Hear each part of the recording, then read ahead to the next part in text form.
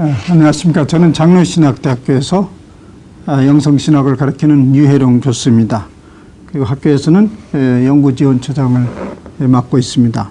그래서 그런 이유로 제가 연구윤리 부분을 오늘 여러분들에게 소개하게 되겠습니다. 그동안에 우리 한국 사회에서 연구에 대해서는 연구자 자신의 양심에 맡겨서 연구를 해왔습니다. 그래서 오랫동안 그 연구 윤리에 대해서 그렇게 공적인 무슨 규범을 만든다든가 그런 일에 그렇게 크게 관심을 기울이지 않았습니다. 그런데 2005년 여러분이 잘 아시는 대로 황우석 교수의 줄기세포 연구 논문 조작 사건이 벌어졌습니다. 이것이 온 국민에게 또 각 학계에 큰 반향을 일으켰고 무엇인가 윤리에 대한 조치가 있어야 되지 않나 그런 자각이 일어나면서 이제 이런 연구 윤리 지침들이 이제 여기저기 나타나기 시작했습니다. 여러분 잘 아시는 대로 2005년 한국 과학기술계에 있어서 희비가 극단적으로 얽히는 해였습니다. 서울대 황우석 교수 연구팀이 2005년 5월 사이언스지에 발표한 맞춤형 인간 배아 복제 줄기세포에 관한 연구 논문이 발표되면서 2002년 월드컵 이후에 유례없는 전국적인 열광과 지지를 얻게 되었습니다. 그 당시에 황우석 교수의 그 지지는 하늘을 찌르는 듯 했습니다. 그런데 그 해가 다 지나가기 전에 MBC PD수첩 취재진과 생물학연구정보센터의 과학자들이 이 논문에 대해서 조작 가능성을 제기했습니다. 그래서 많은 논란이 일어나기 시작하면서 서울대는 2005년 12월 15일 자체조사위원회를 구성하였고 약 한 달간의 조사를 통해서 황우석 교수가 2005년 5월 사이언스지에 발표한 맞춤형 줄기세포는 11개는 모두 존재하지 않는 것이며 아울러 2004년 2월 사이언스 논문의 줄기세포 역시 핵 이식에 의해 인위적으로 수입된 것이라기보다는 자연적인 생식에 의한 산물이라는 가능성을 배제할 수 없다는 결론을 내렸습니다. 말하자면 이 논문은 그 진실성에 대해서 담보할 수 없다는 그런 결론을 내린 거죠. 이번 사건을 말미암아서 이제 몇 가지 심각한 연구 부정 행위가 드러난 것이죠. 위조, 먼저는 위조했다는 거죠. 존재하지 않는 줄기세포를 11개까지 부풀렸다는 사건이고요. 그 다음 변조했다. 사용한 난자개수 누락 사진 조작. 이것은 이제 변조라고 하죠. 그리고 명예 저작. 이 흔히 많이 나타나는 것인데요. 연구에 직접적인 기여를 하지 않았는데도 불구하고 그 연구에 중요한 책임을 맡고 있다는 이유로 그 연구의 저자로서 올려진 것입니다. 그리고 생명윤리 위반, 난자를 불법으로 채취하고 매매했던 것이 밝혀졌고요. 그리고 막대한 연구비를 부당 사용했다는 이런 총체적으로 드러난 심각한 부정 행위이겠죠. 이런 것으로 인해서 이제 아무래도 연구자 자체 양심에 맡길 수는 없다. 그러면 연구 결과는 사회적인 공익에 관한 것이기 때문에 이게 이제 사실 수많은 사람들 자신이 스스로 뭐 한 개인의 문제가 아니고 수많은 사람들에 영향을 주는 해악의 일이라는 것을 이제 자각하고 윤리 규범을 제안하기 시작했던 것이죠. 그래서 지금까지 이제 얘기로 보면요, 일반적으로 이제 연구 부정 행위 하면 금방 제기된 대로 이제 서구 사회에서는, 특별히 서구 사회에서는 위조, 변조, 표절 이런 것을 이제 부정행위로 간주했습니다. 위조. 그래서 이제 이 세 가지를 갖다 FFP라고 얘기합니다. 위조는 fabrication, 그리고 변조는 falsification, 그리고 표절은 plagiarism. 그래서 첫머리만 따서 일반적으로 연구 부정행위에 해당하는 항목을 FFP라고, 이게 가장 대표적인 부정행위이죠. 위조는 존재하지 않는 내용, 결과를 마치 있는 것처럼 만들어내는 행위를 말합니다. 변조는 연구 내용과 결과는 존재해요. 그러나 이것은 정당한 절차를 밟은 것이 아니고 임의적으로 조작했다는 얘기죠. 표절은 남의 연구 내용, 결과를 자기 것인 양 사용 발표하는 것입니다. 그런데요, 이제 일반적으로 이런 FFP는요,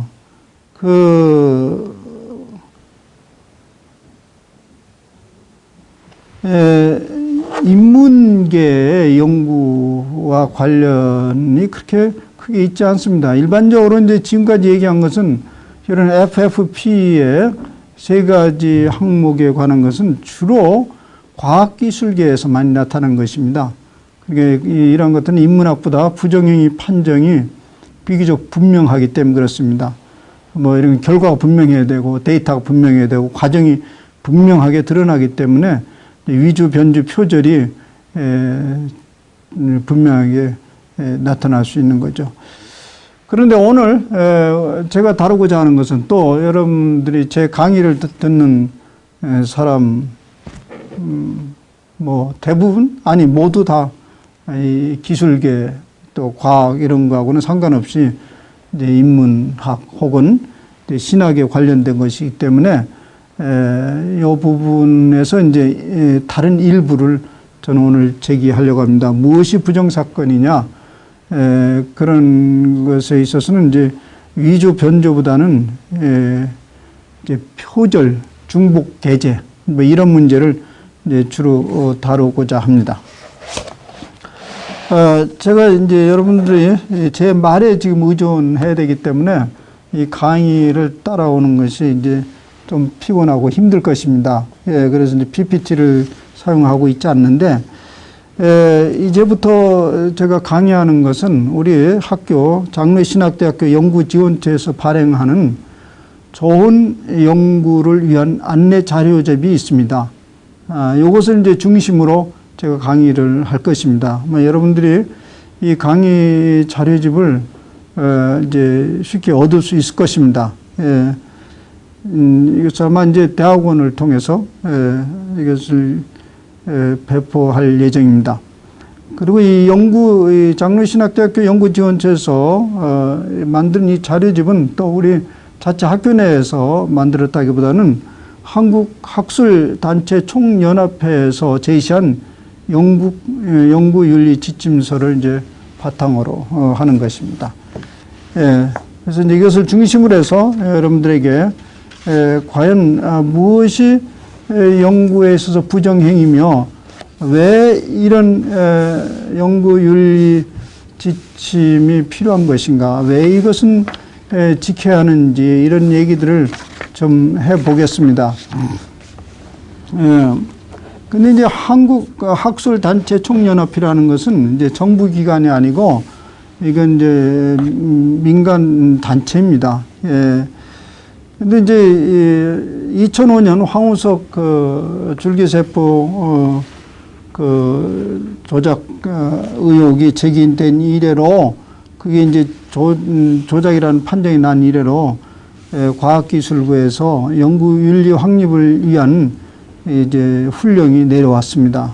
그러나 이 연구윤리 지침을 공적으로 무슨 정부기관에서 만든다는 것은 그렇게 합당하지 않습니다. 왜냐하면 각각의 연구 방법이 매우 복잡하고 또 연구 내용도 매우 다양하기 때문에 이제 자체적으로 이것을 만들기를 바랬던 것이죠. 그래서 이제 2009년 9월에 한국학술단체총연합회에서 그 지침을 만들었습니다. 그 지침을 이제 중심으로 여러분들에게 필요한 만큼 제가 이렇게 채취해서 강의를 이제 하게 될 것입니다.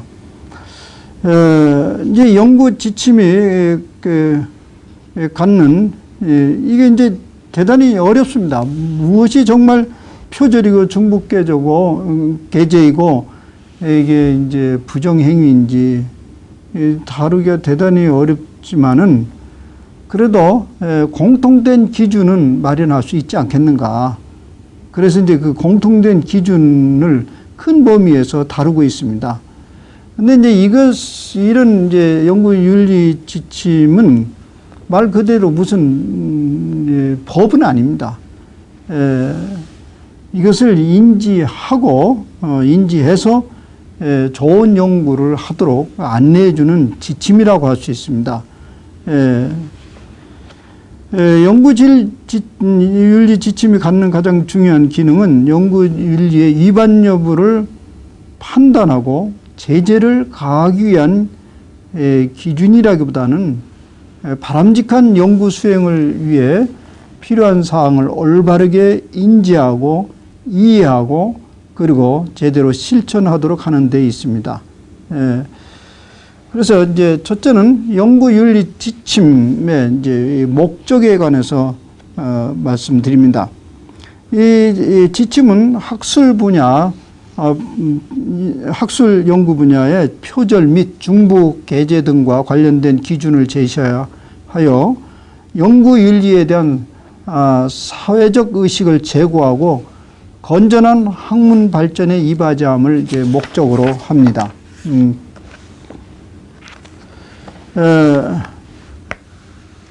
이 지침은요, 연구자가 학술 연구를 할 때 이제 부주의나 실수로 또는 의도적으로 표절이나 중복계제를 하지 않도록 주의를 기울임으로써 연구 전 과정에서의 높은 학문적 정직성과 윤리성을 확보하기 위해서 노력하도록 도와주는 이제 지침서입니다. 그래서 얘기한 대로 이제 두 가지, 높은 학문적 정직성과 연구의 진실성. 근데 이제 높은 학문적 정직성과 연구 진실성, 그것은 매우 주관적인 얘기이지만은 그러나 큰 범위 내에서 기준은 표절과 중복 계제는 적어도 피해야 된다. 그런 얘기입니다. 표절과 중복 계제는 그 정직성을 위반한 것으로서 윤리적 비난을 받는 것은 말할 것도 없거니와 이제 이건 또 자칫 잘못하면 저작권을 위반할 경우가 있습니다. 이 저작권은 이제 단지 도덕적 윤리적을 넘어서 법적 처벌 대상이 되기도 합니다. 그러니까 더욱 이런 부분에서 개인의 보호를 위해서도 이것은 필요한 것입니다. 근데 왜 이런 연구윤리 지침을 꼭 제정해야 할까? 이렇게 문서로서. 그것은 이런 문제가 그동안에 우리 사회에서 곳곳에서 발생했는데요. 이 발생한 이유가 많은 경우 의도적인 것보다는 그러니까 표절과 중복계제 주로 많이 나타나는 건데요. 의도적으로 그렇게 나쁜 마음을 품고 그렇게 했다기보다는 그게 잘못된 것인지를 몰랐던 거죠. 그러니까 중복이나 표절 자체가 그게 무엇을 의미하는지에 대한 이해가 부족했던 거예요. 그래서 자주 이제 그동안 우리가 매스컴에서 봤던 대로 뭐 저게 부정이다 아니다 서로 공방이 되고 있는데 보면요, 서로 간 이해가 다르기 때문에 그래요. 정확한 표절이나 중복계제가 무엇인지 객관적 판정 기준이 없었기 때문에 그런 논란이 벌어진 거죠. 그래서 보통은 이제 많은 우리가 매스컴에서 본 대로 관용이다. 이제까지 그렇게 해왔다. 전에 아무 시비가 없었는데 왜 그런 일이 벌어지냐. 그런 얘기가 왔던 것이 뭐냐면 이런 검증 시스템이 없었기 때문에 그런 논란이 이제 왔던 것이죠. 예. 그래서 이제 이 연구 지침을 통해서 연구자들이 표절과 중복계제가 갖는 연구윤리의 문제에 대해서 올바르게 이해함으로써 높은 연구윤리의식을 가지고 책임 있는 연구 수행을 하도록 돕고 더 나아가서 학문 발전에 기여하도록 하는데 목적이 있다고 볼 수 있습니다. 뭐 이것은 남의 것을 가져오지 않는 차원의 이야기라면 이제 윤리의식으로 끝나는 건데요. 이게 중복, 계제, 표절 이런 거 계속하면 한국 발전에도 그냥 반복되는 내용들이 이기 때문에 이제 연구 발전에 크게 기여가 될 수 없다고 볼 수 있는 거죠. 그러니까 이제 땀을 많이 흘리지 않고 결국 자기의 것을 이렇게 쉽게 만들어낼 수 있는 그 분위기가 조성된다면 한국 발전에 그렇게 유익이 없다고 볼 수 있기 때문에 이 연구 윤리 지침은 학문 발전에 도움이 될 수 있다고 볼 수 있습니다. 근데 이 연구 윤리 지침, 이것이 이제 왜 윤리 지침? 내 연구를 내가 했는데 내가 좀 질적으로 낮은 연구를 했을 경우 그건 내 문제지 왜 다른 사람들이 그 문제에 대해서 시비할 필요가 있느냐 뭐 이렇게 얘기할 수 있는데요. 사실은 연구 활동 결과는 그냥 자기 실력을 발휘하는 것 이상 공공적 성격을 띠고 있습니다.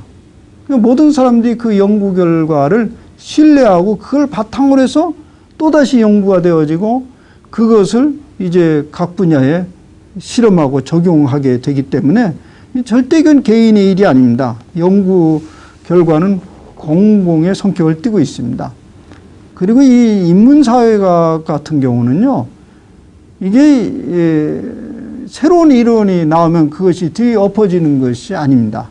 뭐 과학기술계 같은 데는 자기 연구 발표를 해놓고 그냥 잘못된 또 뭐 대수롭 남의 것을 갖다 놨다고 할지라도 사실 얼마만 있으면 그건 폐기 처분되거든요. 새로운 이론이 나오고 새로운 기술이 나올 때. 그러니까 어쩌면 이 인문사회학보다 더 위험할 수도 있지만 시점으로는 짧을 수 있다고 보는 거예요. 근데 인문사회학은 아주 오래오래 가죠. 우리 도서관에 두면. 근데 잘못된 남의 것을 갖다 놓으면요. 그건 길게 다른 사람들에게 영향을 주기 때문에 그 해악을 끼치는 그 시간적 결과는 매우 더 심대하다고 볼 수 있습니다. 그래서 이제 우리 연구와 윤리의 내용에 관해서 좀 살펴보겠습니다. 이 연구에 있어서 이런 이제 부정행위가 방지되려면 철저히 연구의 계획부터 실천, 보고 전 과정에서 충분히 주의를 기울여서 정직하고 충실한 연구를 이제 계획을 해야 됩니다. 근데 이제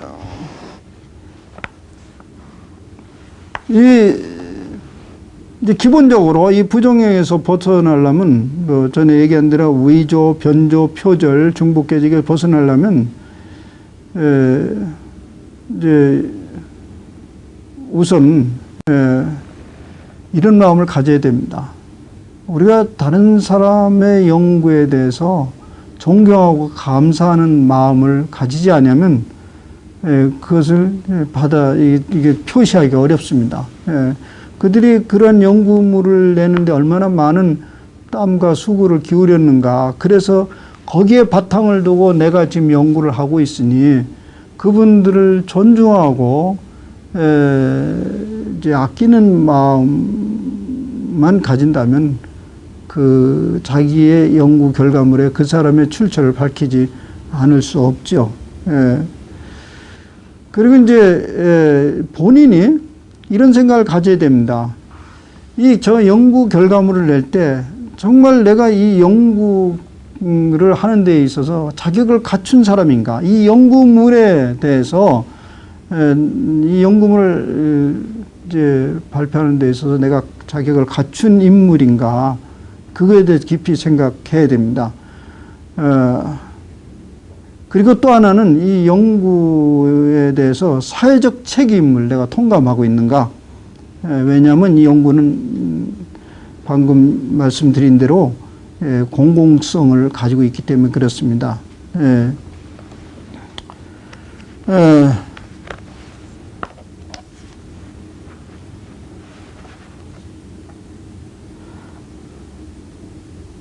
이제 연구윤리 지침, 이 지침을 적용할 때,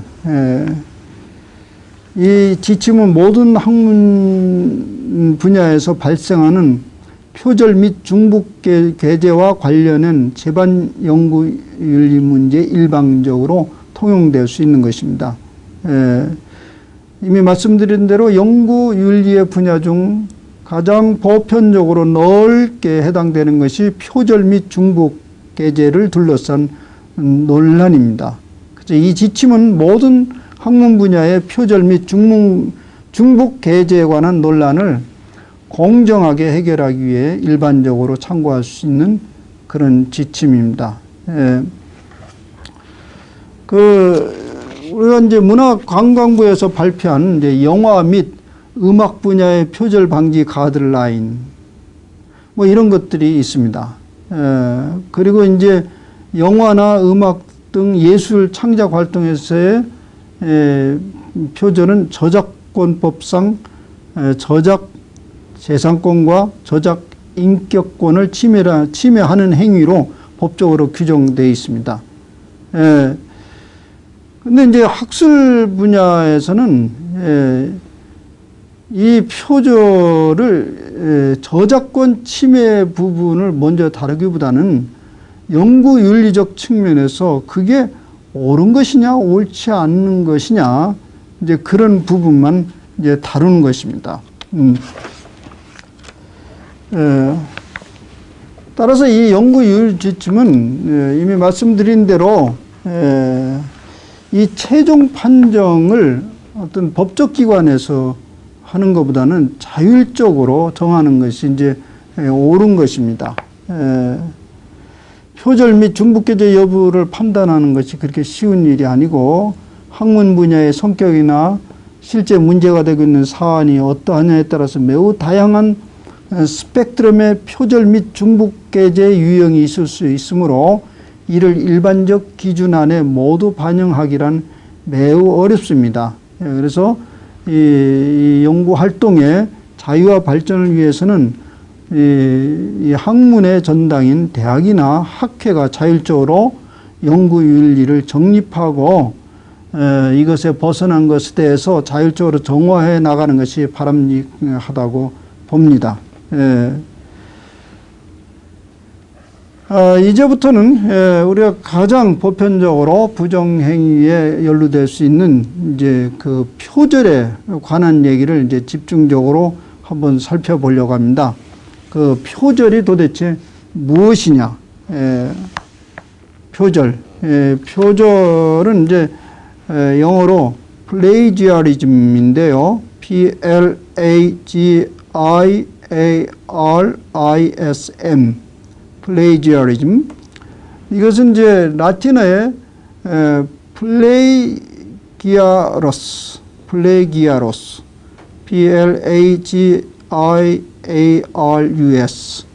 이 라틴어에서 온 건데요. 이것은 훔치다 이런 의미입니다.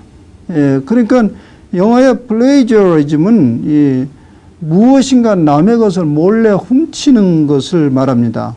말하자면 이것은 유형의 어떤 물건을 훔치는 건 아니지만 다른 사람들의 아이디어나 글을 훔치고 그 훔친 것을 자신의 것으로 은근히 주장한다는 의미를 내포하고 있습니다. 말하자면 정신적 산물을 훔친다는 의미에서 표절은 단순한 절도가 아니고 이제 지적인 절도로 간주할 수 있습니다. 표절은 일반적으로 타인의 저작물을 정당하게 활용하고 있는가라는 물음으로부터 판정이 나올 수 있습니다. 타인의 저작물을 자기가 정당하게 활용하고 있는가, 그렇지 않은가. 물론 이제 이런 얘기를 하면 여러분 대부분은 이제 성경을 이제 기반으로 해서 논문도 쓰고 신학을 전개하는 분이기 때문에 이런 말을 기억해낼 것입니다. 전도서에 나온 말씀이죠. 하늘 아래 새로운 것은 없다. 그런데 어떻게 남의 것을 가져오지 않을 수 있겠느냐, 이런 말을 할 수 있습니다. 그렇습니다. 사실 직접적으로 연구자 이제 어떤 연구 논문 결과를 본다면 그건 전적으로 그 사람 혼자만의 아이디어나 노력만으로 이루어진 것은 아닙니다. 직접적이든 간접적이든 관련된 선행 연구에 의존한 것이 대부분입니다. 그러면 그 다음에 논문은 어떻게 돼야 될 것인가를 여러분 생각하면 되죠. 그 아이디어를 하나도 가져오면 안 된다 이런 얘기 아니고, 그걸 기반으로서 더 발전적이고 창의적인 저작물을 내는 것이 바로 학술 활동입니다. 남의 것은 절대 본받아서도 안 되고 가져와서도 안 된다는 그런 말은 아니고, 그것은 사실 불가능한 일이죠. 그런데 이제 무엇이 필요하냐면, 이미 여러 번 반복해서 말씀드린 대로 반드시 지켜야 할 연구자의 도리가 있는데, 자신의 연구물을 지금 산출하는 데 있어서 의존했던 저작물의 원저작자에게 존경과 감사의 표시는 선행되어야 된다는 말입니다. 그 어떻게 감사 표시를 할까요? 그 저자 찾아가지고 뭐 돈을 줘야 될까요? 뭐 실제 그런 돈을 지불하는 경우도 있습니다. 만약 우리가 그 모든 저자에게 여러분들이 인용했던 것은 사용했던 사람 다 돈을 줄 수 있다면 아마 제대로 논문 쓸 수 있는 사람은 흔치 않을 겁니다. 찾을 수도 없고요. 아마 이렇게 생각하면 어떨까요? 돈 주면 내 걸로 살 수 있다. 뭐 그런 생각을 이제 어처구니 없이 할 수도 있는데요. 근데 우리가 이제 감사의 표시로 그 사람의 이름을 정확하게 밝혀주고 출처를 밝혀주는 것입니다. 이게 감사의 표시입니다. 근데 감사 표시를 안 하면 뭐가 되냐면 바로 도적놈이 되는 거죠. 자신의 것이 아닌데 자신의 것으로 속이는 것이. 이제 좀 더 표제에 관해서 이제 더 나아가서 생각해 볼 것은, 이 표절은 사실은 많은 경우 의도하지 않는 경우에 발생합니다. 의도하지 않는 경우에도 발생합니다. 뭐 의도적으로 눈 찔끔 감고 자기 것으로 꿀떡 삼키는 사람은 스스로도 그게 잘못됐다는 것을 알면서 하는 거지만 잘 모릅니다. 속이려는 의도가 없었지만은 적절한 인용 방법을 몰라서 자신의 것과 타인의 것을 혼동하여 결과적으로 타인의 것이 마치 자신의 것이 된 경우, 그런 경우가 있습니다. 어디서 이거 내가 들었는가? 내가 생각해낸 건가? 알 수가 없어요. 그런데 우연히 그냥 썼는데 나중에 보니까 그게 다른 사람이 이미 그 얘기를 했고 그런 아이디어를 벌써 제안해 놨던 것이죠. 그래도 이런 것을 우연적인 표절이라고 해당합니다. 그래도 이것은 윤리적으로 문제가 되는 것입니다. 왜냐하면 주의를 기울이지 않았다는 것이죠. 그래서 지금은 뭐 옛날에는 참 이게 어려웠습니다. 옛날에는 제가 박사기 논문을 쓸 때만 해도 그 데이터 처리가 잘하는 데서 방대한 제가 쓰고자 하는 주제에 대해서 방대한 자료를 뒤져야만 했습니다. 그 자료만 뒤는데도 길게는 몇 달씩 갈 수도 있었고, 왜냐하면 동일한 주제나 동일한 내용이 이미 앞에 사람이 했다고 한다면 나중에 다 끝냈는데 이게 완전히 표절이 돼버리거든요. 그러니까 그런 엄청난 노력을 기울이는 게 이제 논문을 쓸 때 중요한 작업입니다. 그러나 지금은 이제 뭐 데이터 처리가 다 돼 있기 때문에 관심만 기울여지면 우연적인 표절도 피할 수 있다고 볼 수 있습니다. 그러니까 표절이라는 것은 한마디 말해서 자신이 활용하는 타인의 저작물에 대해서 의도적이든 비의도적인 간에 출처를 정확하게 밝히지 않는 데서 발생하게 됩니다. 이게 이제 논문을 쓰는데 어려움입니다. 일반 수필과 논문은 다릅니다. 그래서 많은 자료를 자기가 숙지하고 소화될 때만이 논문이 된다는 이야기죠.